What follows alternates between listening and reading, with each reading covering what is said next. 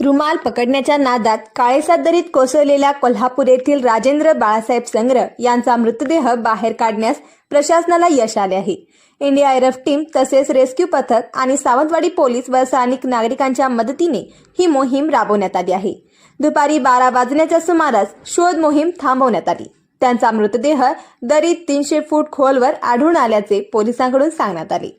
शनिवारी सकाळी पोलीस निरीक्षक अमोल चव्हाण यांच्या मार्गदर्शनाखाली तात्काळ शोध मोहीम सुरू करण्यात आली होती. तसेच पोलीस अधिकारी कर्मचारी आणि वन विभागाचे अधिकारी कर्मचारी घटनास्थळी उपस्थित होते. मृतदेह बाहेर काढल्यानंतर तो आंबोली प्राथमिक आरोग्य केंद्रात शवविच्छेदनासाठी पाठवण्यात आला.